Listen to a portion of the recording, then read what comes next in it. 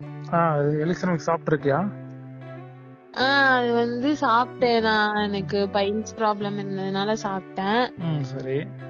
அது first operation பண்ணி ஒரு 2 வருஷம் 4 வருஷமே ஆயிடுச்சு. அதுக்கப்புறம் அடிக்கடி இந்த மாதிரி ப்ராப்ளம் இருக்கும்.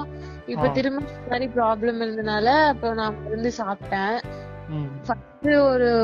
ஃபர்ஸ்ட் பேக்கெட் வந்து எடுக்கும்போது எப்பயும் போல இருக்க மாதிரியே தான் இருந்துச்சு. வலிக்கிறது அந்த மாதிரியே தான் இருந்துச்சு. செகண்ட் பேக்கெட் எடுக்கும்போது வலி கொஞ்சம் அதிகமா இருந்துச்சு. ப்ளீட் ஆகுறது கொஞ்சம் ரொம்பவே அதிகமா இருந்துச்சு. செகண்ட் பேக்கெட் ஸ்டார்ட் பண்ண உடனேவா? செகண்ட் பேக்கெட் ஸ்டார்ட் பண்ணி சாப்பிட்டு ஒரு 2 நாள் சாப்பிட்டதுக்கு அப்புறம் பெயின் ஜாஸ்தியாச்சு. பெயின் ஜாஸ்தியாச்சு. இருந்துச்சு, ரொம்ப இருந்துச்சு. சரி.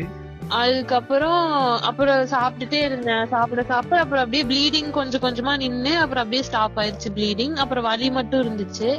அப்புறம் இன்னும் சாப்பிட அப்படியே வலியும் அப்படியே குறைஞ்சிருச்சு. அதுக்கப்புறம் திருப்பி அந்த பெயின்ல எதுவும் வரல?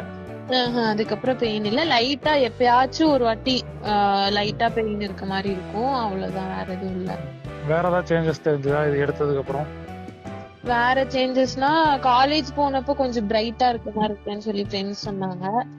அப்புறம் உடம்பு கொஞ்சம் இளைச்ச மாதிரி இருக்கு அப்படின்ற மாதிரி சொன்னாங்க. நீ ஃபீல் பண்ணியா அந்த பிரைட்டா இருக்குதுங்கிறது? நீ கண்ணாடியில ஃபேஸ் பார்க்கும்போது உனக்கு ஏதாவது டிஃபரண்ட் தெரிஞ்சதா? எனக்கும் கொஞ்சம் பிரைட் ஆன மாதிரி இருந்துச்சு. உடம்பு வேணா நல்லாவே குறைஞ்ச மாதிரி தெரிஞ்சிச்சு. வெயிட் குறைஞ்ச மாதிரி இருக்கு.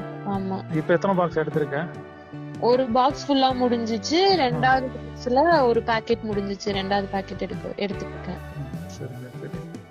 ஒரு 3 மாசம் கண்டினியூவா சாப்பிடு. 3 மாசத்துக்கு அப்புறம் இன்னும் நல்லா பெட்டரான ஒரு ரிசல்ட் இருக்கும். சரி.